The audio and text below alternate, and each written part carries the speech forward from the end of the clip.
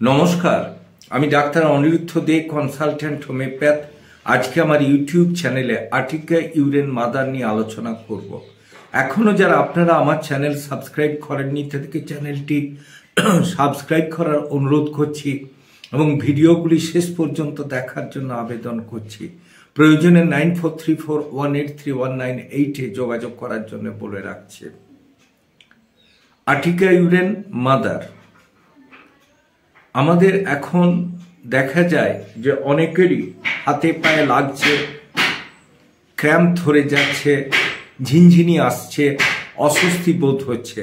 শুয়ে থাকার পরে একদিক থেকে আরেক দিকে সরে যেতে গেলে যেন গোটা শরীরটাকে নিয়ে বাঁকাতে হচ্ছে এবং গোটা শরীরটা যেন ক্র্যাম্প হয়ে গেছে, ঝিনঝিনি আসা। আবার অনেক সময় দেখা যাচ্ছে যে আমাদের হাত বা পা ফুলে যাচ্ছে, গিঁটগুলো শক্ত হয়ে যাচ্ছে, হাত ভাঁজ করা যাচ্ছে না, পাকে মোড়া যাচ্ছে না, একদিকে যেন বেঁকে গেছে।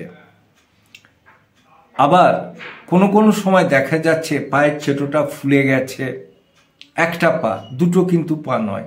আবার কোনো কোনো ক্ষেত্রে দুটো পায়ের চেটোই ফুলে আছে। কোমরের থেকে পাগুলো অত্যধিক ভারী মনে হচ্ছে, চলাফেরা করতে গেলে একটুখানি জায়গা যাবার পরই যেন আর পেরে ওঠা যাচ্ছে না এবং সেক্ষেত্রে মনে হচ্ছে যেন যে অস্বস্তি রয়ে যাচ্ছে। তারপর হাত পা টেপা, গরম জলে সেঁক নেওয়া বা গরম কাপড়ের ভাপ নেওয়া, এগুলো করলে অনেকাংশে কম থাকছে। যেদিন ঠান্ডা বেশি থাকছে অথবা প্ল্যানেটারি চেঞ্জ, অমাবস্যা, পূর্ণিমা, অথবা ফুড হ্যাবিট, খাওয়া দাওয়ার তারতম্যের জন্য যদি আমরা প্রায় রোজ দিনে রেড মিট খাই, যদি মসুর ডাল ব্যবহার করি, বড় মাছ বা মাছের ডিম এবং গুগলি, কাংড়ি, শামুক, ঝিনুক, কাঁকড়া, তাহলে এই সব সমস্যাগুলো দেখা যায়।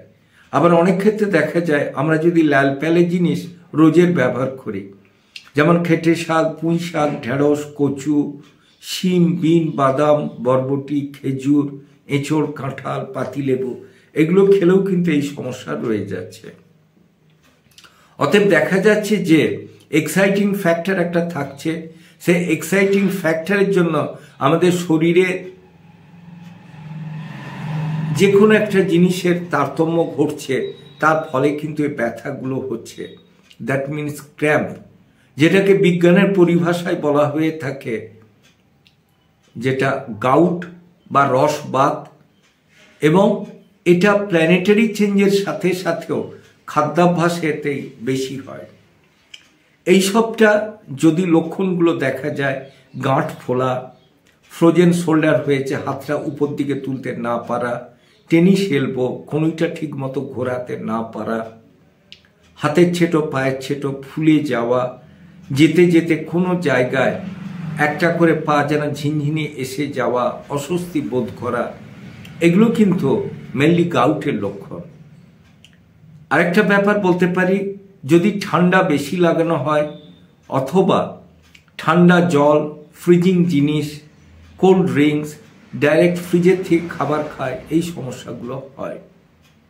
এই সমস্যাগুলোর থেকে রেহাই পেতে গেলে গরম জলে চান করা, ড্রাই হিট নেওয়া, যে যে খাবারগুলো আগে বলা হলো সেগুলোর থেকে বিরত থাকা এবং যেটা খাওয়া দরকার এমনি স্বাভাবিকভাবে সেগুলো খাওয়া, এগুলোর ক্ষেত্রে যদি এই লক্ষণ গাউটের দেখা যায়, এটা কিন্তু আর্টিকা ইউরেন মাদারের লক্ষণ।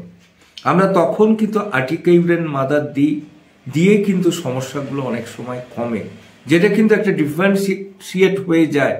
যেটা কিডনির জন্য পা ফুলেনি, এটা বাতের জন্য পা ফুলেছে, যেটা হচ্ছে রসবাত বা গাউট। কখনোই তবে নিজের লক্ষণ, রোগের নাম, ওষুধ জেনে নিজে না ব্যবহার করে কোনো ডাক্তারবাবুর পরামর্শ মতো চললে আপনি ভালো কাজ পাবেন। আমার চ্যানেল যদি আপনাদের ভালো লাগে অবশ্যই লাইক করুন, শেয়ার করুন, কমেন্ট করুন, সাবস্ক্রাইব করুন। প্রয়োজনে 9434183198 যোগাযোগ করুন। ভালো থাকুন, সুস্থ থাকুন।